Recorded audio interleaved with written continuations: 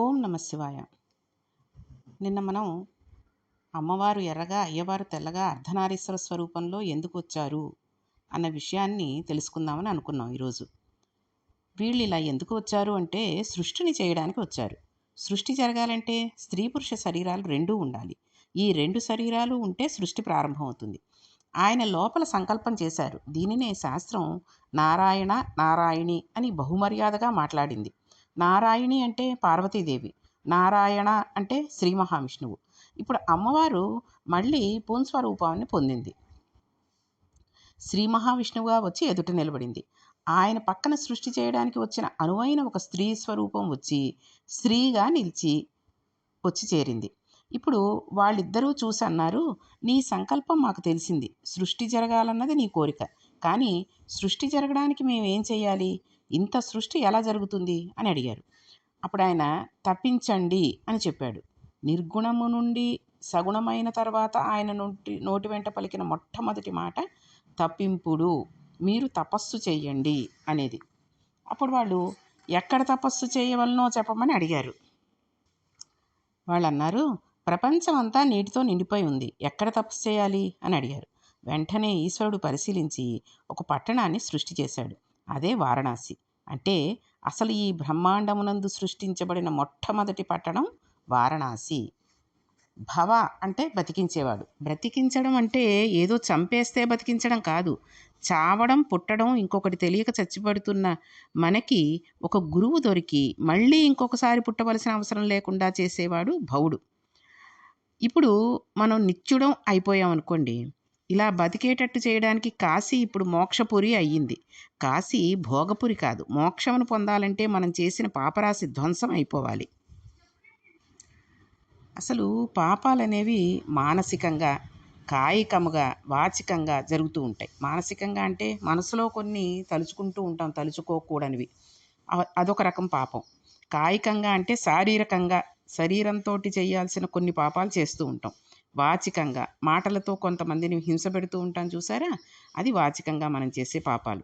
ఈ 3 రకాలైన పాపాలు ఏ ఉన్నాయో, ఎవరు చేశాడో, ఏ జీవుడి ఖాతాలో ఇవన్నీ పడి ఉన్నాయో, వాడు ఒక శరీరంతో ఈ కాశీ పట్టణంలోకి ప్రవేశించగలిగితే వాడికి కూడా ఈశ్వరుడు మోక్షం ఇస్తాడు.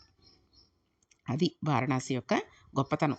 చేసిన పాపపుణ్యాల్లో తత్వమునందు పాపము అని ఒక మాటే ఉంటుంది, పుణ్యము అనే మాట లేదు. దీనిని మనం బాగా గుర్తుపెట్టుకోవాలి. పుణ్యము కూడా ఈశ్వరుడిని చేరడానికి ప్రతిబంధకం అవుతుంది. పుణ్యం ఒక్కటి మిగిలిపోయినట్లయితే మనం దేవలోకానికి వెళ్ళి భోగములు అనుభవిస్తూ కూర్చోవాలి కదండి. ఆ పుణ్యం పూర్తయిపోగానే మళ్ళీ ఈ లోకం నుండి తోసి అవతల పారేస్తారు. మళ్ళీ పాపం పుణ్యం మొదలు పెట్టుకోవాలి. ఇప్పుడు పుణ్యం ఈశ్వరుని చేరడానికి మార్గం కాదు. పుణ్యం చిత్తశుద్ధి ఏర్పడడానికి ఒక మార్గం. ఈశ్వరుని కర్మగా మనం పుణ్యం చెయ్యాలి. మనం చేసే కర్మ ఫలితాన్ని ఈశ్వరునికి ధారపోస్తూ పుణ్యం చేయాలి. మనల్ని ఉద్ధరిస్తుందని పుణ్యం చేస్తే అది తత్వంలో మనకు బంధనం అవుతుంది. కాబట్టి పుణ్యము పాపము యొక్క వేరొక రూపమే. అది ఈశ్వరుణ్ణి చేరనివ్వదు. మన ఖాతాలో ఎన్నో పాపాలు పుణ్యాలు పడిపోయి ఉంటాయి. అందుకే మన జీవితంలో మనం సుఖదుఖాలతో గడిచిపోతూ ఉంటాం. అంటే ఇక్కడ మనం అర్థం చేసుకోవాల్సింది ఏంటి అంటే, పుణ్యం చేసినందువల్ల ఈశ్వరుణ్ణి చేరుకోవడం జరగదు అంటే, ఓహో అయితే ఇక్కడి నుంచి ఇంకెప్పుడు పాపాలే చేస్తూ ఉంటాను, దానివల్ల ఈశ్వరుని చేరుకోవచ్చు అని అనుకోవడం ఉట్టి అమాయకత్వం, మూఢత్వం అవుతుంది.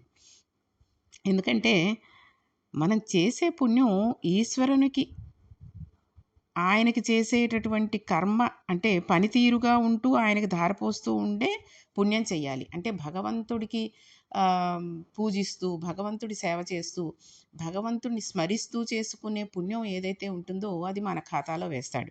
చేసిన పాపాలలోంచి ఈ పుణ్యాన్ని అంటే అది ఎక్కువ ఉంటే ఇది మైనస్ చేస్తూ పుణ్యం ప్లస్ మైనస్ల కింద అన్నమాట చేసుకుంటూ వచ్చి మన పాపరాశిని పోగొట్టడానికి వారణాసికి వెడితే ఆయన మనకి మోక్షాన్ని ఇచ్చేస్తాడు. కౌశలము అంటే దర్భను శిష్యుడు ఎంతవరకు అవసరమో అంతవరకు మాత్రమే కొయ్యడం. చాలా జాగ్రత్తగా నేర్చుకోవాలి ఇది. లోకమంతటినీ ఈశ్వరునిగా ఉపాసన చేయడం, నిష్కారణంగా తనకి అవసరం లేని దానికి జోలికి తాను వెళ్ళి ఎటువంటి ఆపదలు వస్తాయో అనేటటువంటిది తెలుసుకుని అతను వెళ్లకుండా ఉండడం. దీనిని శాస్త్రము ఈశ్వరుడిని చేరుకోవడానికి ఎక్కవలసిన మెట్లలో అపరిగ్రహము అనే మాటతో నిలిచింది. ఇక్కడ ఈ కౌసలని అంటే దర్భని శిష్యుడు ఎంతవరకు అవసరమో అంతవరకే కొయ్యాలి అనేది ఎందుకు చెప్పారు అంటే, మనం ఎంతవరకు అవసరమో అంతవరకే వెళ్ళాలి ఏ విషయంలోనైనా. మనకి మించిన దాని దగ్గరికి వెళ్ళిపోయి మనం ఏదో అక్కడ పెద్ద అందరికంటే గొప్పగా ఉంటుంది కదా అని ఇష్టం వచ్చినట్టుగా మాట్లాడేసి ఇష్టం వచ్చినట్టు చేసేస్తే అది ఈశ్వరుడికి ఇష్టత ఉండదు. కాబట్టి ఈశ్వరుని చేరుకోవాల్సిన ఎన్ని మెట్లు ఎక్కాలో అన్ని మెట్లు ఎక్కడాన్ని అపరిగ్రహము అనే మాటతో పిలిచింది శాస్త్రం. మనకు అక్కర్లేదు ఏదైనా సరే మనం ముట్టుకోకూడదు. మనం ఒక నూలు వస్త్రాన్ని మడిబట్టగా ఉపయోగించి పూజ చేయగలిగినప్పుడు కోటి పట్టు పురుగులను చంపి తయారు చేసిన పట్టు పంచెతో పూజ చేయకూడదు కదండి. చాలామంది పూజలు అనగానే పట్టు పంచెలు పట్టు చీరలు కట్టేస్తూ ఉంటారు. కానీ న్యాయానికి ఆ పట్టు అనేది పురుగులను చంపి ఆ దారాలు తీసి వాటిని వేడి నీళ్ళల్లో ఏదో వేస్తారని అది చూస్తూ ఉంటాం. కాబట్టి అటువంటిది ఒక ఒక జీవిని చంపేసి వచ్చినటువంటి దారంతో కట్టిన చీరతోటో లేకపోతే కట్టిన బట్టతోటో మనం పూజ చేసుకుంటే ఈశ్వరుడు మన యందు ఇష్టపడడు. కాబట్టి వీలైనంత మట్టికి నూలు వస్త్రాలే మడిబట్టగా కట్టుకుని పూజ అయిపోయిన తర్వాత కావాలంటే నలుగురిలో గొప్పగా ఉండాలంటే అప్పుడు పట్టు చీరలు కట్టుకోండి. అనవసరంగా సృష్టిలోని అపదార్థాన్ని తీసుకోకూడదు. ఈ కౌశములను ఈ బుద్ధిని గురువు నేర్పుతాడు, ఏది మంచి ఏది చెడు అనేది. ఈశ్వరుడు వ్యక్తి ఖాతాలో పడిపోయి ఉన్న కొన్ని కోట్ల జన్మల నుంచి చేసిన పాపపుణ్యాలనే పర్వతాలను కాశీలో అడుగుపెట్టగానే చూస్తాడు. ఆ పట్టణంలో అడుగుపెట్టినంత మాత్రం చేత మనం చేసిన కర్మల రూపాలలో నేను చేస్తున్నానని కర్మలను చేయడం వలన మనల్ని బంధించడానికి ఏర్పడిన పాపపుణ్యాలను ఉత్తర క్షణమునందు కాశీపట్టణమునందు అడుగుపెట్టగానే ధ్వంసం చేసేస్తూ ఉంటాడు. అందుకే చచ్చిపోతే కాశీ వెళ్ళి చచ్చిపోవాలి అంటారు. కాశీ పట్టణం అనేది ఒక చిత్రమైన స్థితి. ఎప్పుడు చేసిన పాపం అప్పుడే పోతుంది. చూడండి, మనం సంధ్యావందనంలో చెప్పుకుంటూ ఉంటాం. అంటే సంధ్యావందనం చేసే వాళ్ళకి తెలుస్తుంది ఇది. ఆ ఇంట్లో వాళ్ళు చేస్తూ ఉంటే చదివినప్పుడు విన్న వాళ్ళకి తెలుస్తుంది. యదహ్నాత్ కురతే పాపం తదహ్నాత్ ప్రతిముచ్యతే, యద్రాత్రియాత్ కురుతే పాపం తద్రాత్రియాత్ ప్రతిముచ్యతే. ఎప్పటి పాపం అప్పుడే సున్నా. విశ్వేశ్వరుడు తీసేస్తూ ఉంటాడు. ఆయన ఊపిరి వదులుదామనుకునేటప్పటికీ వాడికి పాపం లేదు, పుణ్యం లేదు. అప్పుడు ఆ వ్యక్తి మోక్షాన్ని పొందాలి. ఇది ఈశ్వర ప్రతిజ్ఞ. అందుకే మన వాళ్ళు సంసార బాధ్యతలు తీరకపోతే కాశీకి వెళ్ళినవాడు కాటికి వెళ్ళినట్టే అని భావిస్తూ ఈ శరీరం వదలడానికి కాశీకి వెళ్ళిపోయేవారు. కాశీని 5 క్రోసుల నగరంగా మహానుభావుడు పరమేశ్వరుడు తీర్చిదిద్దాడు. ఇయంచ సుబధాలోకే కర్మనాశకరీమక మోక్ష ప్రకాశిక కాశీ జ్ఞానద మమ సుప్రియ. దీనినే మూలంలో అందమైన మాటలతో వ్యాఖ్యానం చేశారు. ఆయన పేరే శివ. శివ అంటే శుభం చేయువాడు. ఇవాళ ఆయన జ్ఞానానికి ఇచ్చిన అటువంటి పేరు శుభం. ఆయన జ్ఞానాన్ని ఇచ్చి శుభం చేస్తున్నాడు మనందరికీ కూడా. అక్కడ కర్మల వలన జన్మించిన పాపపుణ్యాలన్నీ దగ్ధం అవుతాయి. కాశీపట్టణం మోక్షాన్ని ప్రాప్తింపజేసినది. అది జ్ఞానం ఇచ్చే క్షేత్రం. అందుకనే అది పరమేశ్వరుడికి అత్యంత ప్రియమైన పట్టణం అయింది. ఇప్పుడు 5 క్రోసుల కాశీపట్టణం సిద్ధం చేసి పరమశివుడు ఇక్కడ తప్పించండి అన్నాడు. అంటే మహానుభావుడు శ్రీహరి కూర్చుని అక్కడ గొప్ప తపస్సు ప్రారంభం చేశాడు. ఆయన తపస్సు చేసేటప్పుడు ఆయన శరీరానికి పట్టిన చెమట ఆకాశంలో తెల్లటి రూపంలో నదిగా ప్రవహించి వెళ్ళిపోతుంది. అలా వెళ్ళిపోతుంటే ఆయన తపస్సులోంచి బహిర్ముఖుడయ్యాడు. అలా ప్రవహించి వెడుతున్న నీళ్ళవంక చూసి ఆశ్చర్యపోయాడు. శ్రీ మహావిష్ణువు శరీరం నుండి పుట్టిన తపోవ్యగ్రత చేత కలిగిన జలధార ఆయన కూర్చున్న కాశీపట్టణాన్ని ముంచెత్తేస్తోంది. మళ్ళీ కాశీపట్టణం నీటితో నిండిపోతోంది. ఇప్పుడు శంకరుడు చూశాడు. ఇప్పుడు కాశీపట్నం విష్ణువు తపం వలన కలిగిన జలధారల వలన మునిగిపోతోందని తన త్రిశూలం చేత పట్టి పైకెత్తాడు. ఇప్పుడు ఈ పట్టణానికి త్రిశూల స్పర్శ కలిగింది. పైకెత్తేసరికి నీళ్లలోంచి భూమిపైకి వస్తూ కనబడింది. ఈ సందర్భంలో శ్రీహరి చెవికి పెట్టుకున్న కుండలం ఒకటి జారి ఆ నీళ్లలో పడిపోయింది. అది ఎక్కడ పడిందో అదే మణికర్ణికా తీర్థము అయింది. కాశీలో గంగలో దీనినే మణికర్ణికా ఘాట్ అని అంటారు. వారణాసి మణికర్ణికా ఘాట్ అని పిలుస్తూ ఉంటాం.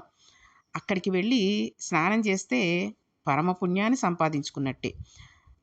అప్పుడు శివుడు అక్కడ ఒక ప్రతిజ్ఞ చేశాడు. ఇప్పటి వరకు ఈ పట్టణమును మాత్రమే సృష్టించాను. లయం జరిగినప్పుడు ప్రళయజలములందు ఈ లోకం అంతా మునిగిపోతుంది. కానీ ఈ కాశీ నా త్రిశూలమునకు పైన నిలబడింది కాబట్టి ఈ ఒక్క పట్టణం మాత్రం మునగదు. ఈ కాశీ పట్టణం అలాగే ఉండిపోతుంది అన్నాడు. కాబట్టి కాశీకి లయం లేదు. ఎన్ని కాలాలు మారినా ఆ కాశీ పట్టణం మాత్రం లయం అవ్వదు. ఇప్పుడు మహానుభావుడు శ్రీమన్నారాయణుడు యోగ నిద్రలోకి వెళ్ళాడు. అప్పుడు ఆయన నాభిలోంచి ఒక కమలం ఆవిర్భవించింది. ఆ కమలంలోంచి చతుర్ముఖ బ్రహ్మ వచ్చారు. వేదమును ఆధారంగా చేసుకుని ఈ సమస్త సృష్టిని చేయడం ప్రారంభం చేశారు. కాబట్టి సృష్టి రచన ప్రారంభమైన భూమి వారణాసి. పరమశివుని త్రిశూలం మీద పైకెత్తబడిన భూమి వారణాసి. శ్రీ మహావిష్ణువు తపోధారలయందు మునిగి మళ్లీ పైకి తేలిన భూమి వారణాసి. వారణ అసి అనబడే 2 నదుల సంగమ క్షేత్రం వారణాసి. శంకరుడి జటాజూటం మీద పడి అక్కడి నుంచి కిందకి ప్రవహించి వచ్చిన గంగానది ఒరిపిడితో ప్రవహించిన భూమి వారణాసి. ఇన్ని రకాలుగా ఆ వారణాసి పట్టణం ఆవిర్భవించి చతుర్ముఖ బ్రహ్మచేత సృష్టి చేయబడింది. అందులోంచి ప్రజాపతులు, మనువులు, దేవతలు వీళ్ళందరూ వచ్చారు. వాళ్ళు రాగానే ఈశ్వరుణ్ణి ప్రార్థన చేశారు. ఈశ్వర, ఈ సృష్టి ప్రారంభం నిర్గుణము సగుణము అవడంతో మొదలైంది అని అన్నారు. ఆ స్వరూపమును ఒక్క శ్రీ మహావిష్ణువే చూశారు. ఇంకెవరూ చూసినట్టుగా శాస్త్రంలో లేదు.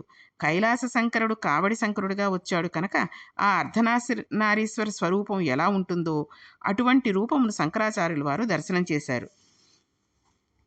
ఒక పక్క ఎర్రగా ఉన్న అమ్మవారు, ఒక పక్క తెల్లగా ఉన్న పరమశివుడు, ఒక పక్క విభూతి చేత అలంకరింపబడిన శంకరుడు, ఒకవైపు కస్తూరి తిలకంతో ఉన్న అమ్మవారు, ఇద్దరితో కూడిన ఆ అర్ధనారీశ్వర స్వరూపమును నమఃశివాయ చ నమఃశివాయ అంటూ శంకరాచార్యుల వారు దర్శనం చేసి స్తోత్రం చేశారు. ఇప్పుడు దేవతలందరూ ప్రార్థన చేస్తే అమ్మవారు సృష్టి నీ వల్ల ప్రారంభం అయింది కాబట్టి విశ్వమునకు ఈశ్వరుడు నీవు కనుక విశ్వేశ్వర నామంతోనూ, విశ్వమునకు నాథుడువు కనుక విశ్వనాథుడను నామంతోనూ పిలువబడతావు అని చెప్పింది. తనదైన వస్తువును తనలోకి ఎవరు తీసుకొనగలడో వాడికి లయకారుడు అని పేరు. అందుకే అమర కోసం ఈశ్వర శబ్దాన్ని శివుడికి వాడింది. పుట్టడానికి వెళ్ళిపోవడానికి మధ్యలో ఉండడం స్థితికార లక్షణం కాబట్టి ఉండడం కూడా ఆయన అనుగ్రహమే. 3 మూర్తులకు 3 లోకములకు 3 కాలములకు మూలమగుచు భేదమగుచు తుదిక అభేదమై ఒప్పారు బ్రహ్మమనగ నీవే పాలనైనా అన్నారు పోతన గారు. కాబట్టి ఇప్పుడు సృష్టికర్త, స్థితికర్త, ప్రళయకర్త ఆయనే అయ్యారు. అటువంటి శంకరుడు ఈ సృష్టికంతటికి ఈశ్వరుడై ఉన్నాడు కనుక విశ్వేశ్వరుడు అయి ఉన్నాడు. అక్కడ నాథ శబ్దాన్ని మనం ఎప్పుడు వాడతామండి? భర్తను సూచిస్తూ ఉంటుంది ఆ శబ్దం. ఒక స్త్రీ ఒక వ్యక్తిని భర్త అని పిలవాలంటే 6 లక్షణాలు ఉండాలని శాస్త్రం చెప్పింది. ఆయనకే చెందిన దానను, ఆయన చేతనే భోగింపబడను, ఆయన చేతనే రక్షించబడడం, సర్వ కార్యక్రమములు ఆయన ప్రీతి కొరకు, ఆయన అభ్యున్నతి కొరకు చేయడం, ఆయనతో కలిసి ఉండడాన్ని మాత్రమే సుఖంగా భావించడం, ఆయన నుండి విడిపడడమే తన దుఃఖమని భావన చేయడం. ఈ 6 ఏ స్త్రీకి ఏ పురుషుడి పట్ల ఉంటాయో ఆ స్త్రీకి ఆ పురుషుడు భర్త. ఇప్పుడు ఈశ్వరుడితో మనం ఈ భావన పెంచుకుని ఈశ్వరుడితో కలుస్తున్నాం. నది సముద్రంలో కలిసినట్టుగా అందరూ ఆయనలోకి కలవాలి.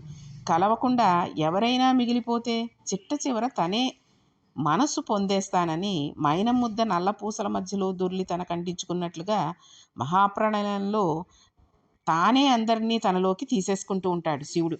అందుకే మహాప్రళయం వచ్చినప్పుడు శివుడు అంత లయ చేసుకోవడానికి, ఆయనలో లయం చేసుకోవడానికి అంత ఇష్టపడుతూ ఉంటాడనమాట. దాని యందు కూడా కారుణ్యమే కాబట్టి ఇప్పుడు ఆయన విశ్వనాథుడు, విశ్వేశ్వరుడు అయ్యాడు.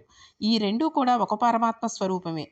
ఒకటి మనకు అన్నిటినీ ఇవ్వగలదు, సృష్టి చేయగలదు, స్థితి చేయగలదు, లయం చేయగలదు. ఇంకొకటి మనం ప్రయత్నపూర్వకరంగా చేయాల్సినది. దాని కొరకు మాత్రమే ఉపాసన, ఈశ్వరుని కొరకు ఉపాసన. ఇంకొక దాని కొరకు ఉపాసన అనే మాట లోకంలో లేనే లేదు అసలు. ఆయన అక్కడ శివలింగ రూపంలో విశ్వేశ్వరలింగంగా, విశ్వనాథలింగంగా కాశీపట్టణంలో ఆవిర్భవించాడు. అందుచేత అది స్వయంభూలింగం అయ్యింది.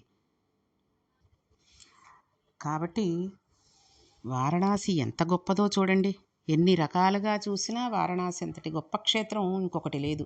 మన జీవితంలో ఒక్కసారైనా సరే, మన జీవితాన్ని, మానవ జీవితాన్ని ఇచ్చినందుకు ఆ పరమేశ్వరుడు ఒక్కసారైనా సరే వెళ్ళి ఆ క్షేత్రాన్ని, కాశీ క్షేత్రాన్ని చూసి, ఈ చదువుకున్నవన్నీ గూడా మనం వివరంగా చూసుకుంటూ కనుక ఉండినట్టయితే మనకి ఎంతో పుణ్యాన్ని సంపాదించుకున్న వాళ్ళం అవుతాం.